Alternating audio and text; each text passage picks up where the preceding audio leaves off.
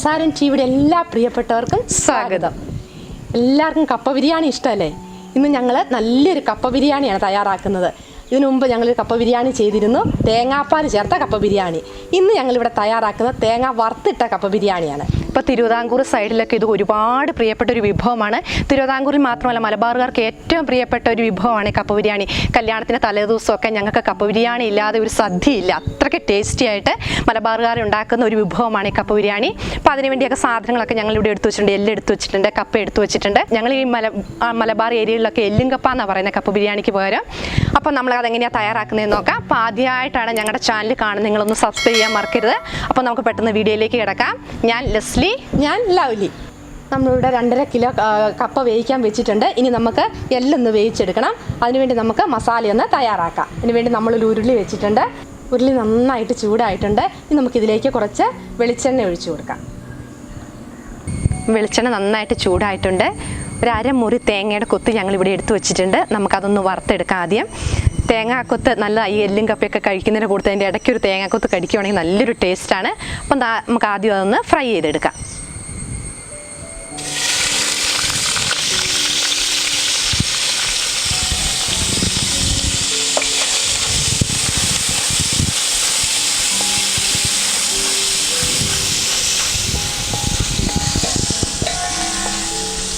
തേങ്ങാക്കൊത്ത് പൊട്ടി വരുന്നതാണ് അതിൻ്റെ പാകം. തേങ്ങാക്കൊത്ത് പൊട്ടി കഴിയുമ്പോൾ നമുക്കത് ബൗളിലേക്ക് കോരിയെടുക്കാം. അപ്പോൾ പൊട്ടി തുടങ്ങിയിട്ടുണ്ട്, നമുക്ക് കോരി വെക്കാം.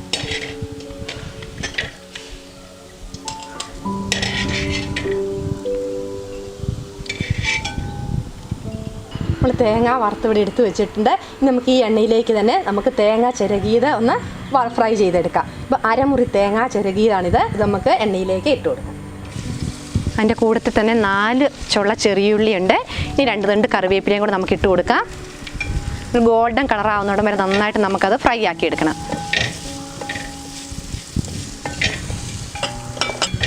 തേങ്ങ നമുക്ക് ഒരുപോലെ ഒന്ന് വറുത്ത് കിട്ടണമെങ്കിൽ ഒരേ ലെവലിൽ നമുക്ക് ഗോൾഡൻ കളറായി കിട്ടണമെങ്കിൽ നമ്മൾ ജസ്റ്റ് ഒന്ന് മിക്സിയിലൊന്ന് അടിച്ച ശേഷം നമുക്ക് വറുത്തെടുക്കുകയാണെങ്കിൽ ഒരേപോലെ നമുക്ക് വറുത്ത് കിട്ടും. തേങ്ങ നന്നായിട്ട് ഫ്രൈ ആയി വന്നിട്ടുണ്ട്. ഇത് നമുക്കൊന്ന് ഒരു ബൗളിലേക്ക് കോരി വെക്കാം.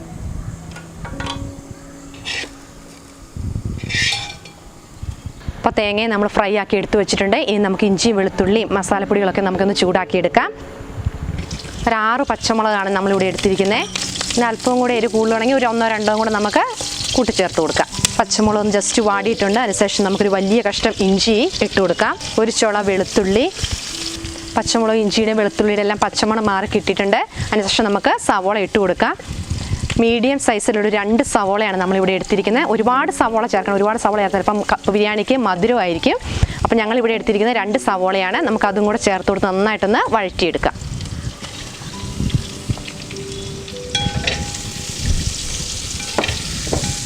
സവോള പെട്ടെന്നൊന്ന് വാടിക്കിട്ടാൽ നമുക്ക് കുറച്ച് ഉപ്പ് ചേർത്ത് കൊടുക്കാം. അതുപോലെ തന്നെ സവോളയ്ക്ക് നല്ലൊരു നിറമൊക്കെ കിട്ടാൻ വേണ്ടി ഒരല്പം മഞ്ഞൾ പൊടിയും കൂടെ ചേർത്ത് കൊടുത്ത് നന്നായിട്ട് വഴറ്റിയെടുക്കാം.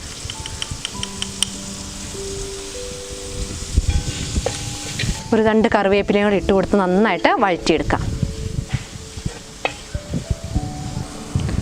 സവോള വഴന്നു വന്നിട്ടുണ്ടെങ്കിൽ നമുക്ക് പൊടികളൊക്കെ ഒന്ന് ചേർത്ത് കൊടുക്കാം.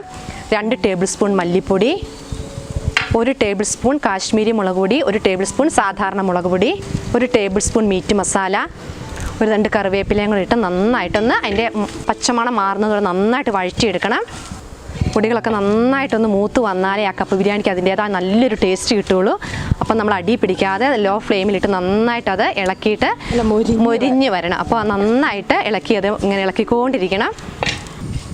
അപ്പോൾ പൊടികളുടെ എല്ലാം പച്ചമണം നന്നായിട്ട് മാറിയിട്ടുണ്ട്, നന്നായിട്ട് മൂത്ത് വന്നിട്ടുണ്ട്.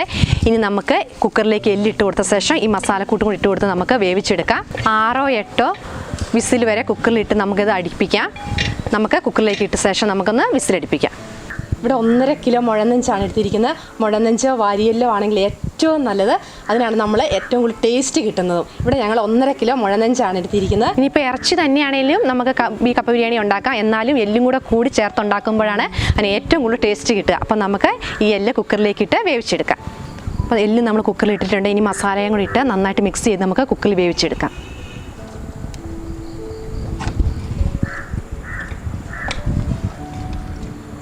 ഇപ്പോൾ ചൂടുവെള്ളമാണ് ഞങ്ങൾ ചേർക്കുന്നത്. കുറച്ച് ചൂടുവെള്ളം നമുക്ക് ഒഴിച്ചു കൊടുത്ത് വേവിച്ചെടുക്കാം.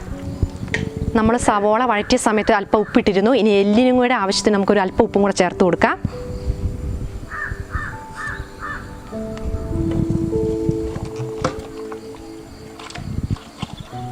നമുക്കൊന്ന് മൂടി വെച്ച് വേവിച്ചെടുക്കാം.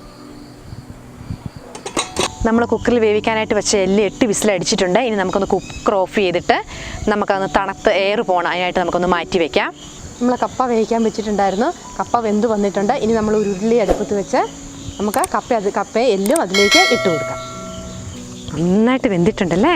ഇങ്ങനെയാണ് കഴിക്കാൻ നല്ല ടേസ്റ്റ് ആട്ടോ. കപ്പയൊന്നും ഇടണമെന്നില്ല. എന്തൊക്കെ വെല്ലൊക്കെ നല്ല വെന്ത് നന്നായിട്ട് വിട്ട് കണ്ടോ? എനിക്ക് നന്നായിട്ട് വിട്ടു പോന്നിട്ടുണ്ട് അല്ലേ? മസാലകളൊക്കെ പിടിച്ച് ഇനി നമുക്ക് ഉരുളിയിലേക്ക് ഇട്ട് കൊടുക്കാം. ഇനി നമുക്ക് ഉരുളിയിലേക്ക് ഇട്ട് കൊടുക്കാം. നമ്മൾ വേവിച്ച് വെച്ച കപ്പ നമുക്ക് ഈ എല്ലിൻ്റെ മുകളിലേക്ക് ഇട്ട് കൊടുക്കാം. ഇനി വറുത്ത് വെച്ച തേങ്ങാക്കൊത്ത് ചേർത്ത് കൊടുക്കാം.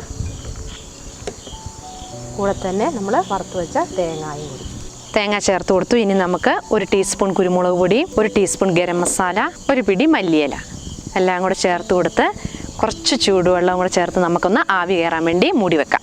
നന്നായിട്ട് ആവി കയറിയിട്ടുണ്ട്. ഇനി നമുക്ക് നന്നായിട്ടൊന്ന് ഇളക്കിയെടുക്കാം. കപ്പയും എല്ലും കൂടെ നന്നായിട്ട് നമുക്ക് മിക്സ് ചെയ്തെടുക്കണം. കപ്പ നമ്മൾ ഇളക്കുന്നതിനനുസരിച്ച് മുറുകിക്കൊണ്ടിരിക്കും. കൂടെ നമ്മൾ കുറേശ്ശെ ചൂടുവെള്ളം ചേർത്ത് കൊടുത്ത് നമുക്ക് പാകത്തിന് ലൂസാകുന്നവരെ നമുക്ക് മിക്സ് ചെയ്തെടുക്കാം. എല്ലും കപ്പ നമുക്ക് ഇളക്കി വാങ്ങി വെച്ചിട്ടുണ്ട്. ഇനി നമുക്ക് അല്പം ഒന്ന് കടുക് പൊട്ടിക്കാം. അതിനുവേണ്ടി നമ്മൾ പാൻ വെച്ചിട്ടുണ്ട്. പാനിലേക്ക് നമുക്ക് കുറച്ച് വെളിച്ചെണ്ണ ഒഴിച്ചു കൊടുക്കാം. വെളിച്ചെണ്ണ നന്നായിട്ട് ചൂടായി വന്നിട്ടുണ്ട്. നമുക്ക് കടുക് ഇട്ട് കൊടുക്കാം.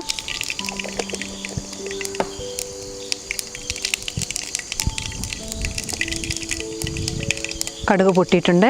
2-3 ചെറിയ ഉള്ളി ഇട്ട് കൊടുക്കാം. കൂടത്തിൽ തന്നെ വറ്റൽമുളക്, കറിവേപ്പില. ഇനി നന്നായിട്ട് നമുക്കൊന്ന് ഫ്രൈ ചെയ്തിട്ട് കപ്പയിലേക്ക് ഒഴിച്ചു കൊടുക്കാം. മൂത്ത് വന്നിട്ടുണ്ട്. നമുക്ക് സ്റ്റൗ ഓഫ് ചെയ്ത് എല്ലും കപ്പയിലേക്ക് നമുക്ക് ചേർത്ത് കൊടുക്കാം. കപ്പ ബിരിയാണി ഇവിടെ നല്ല സൂപ്പറായിട്ടുണ്ട്. നമുക്ക് ഇനി സെർവ്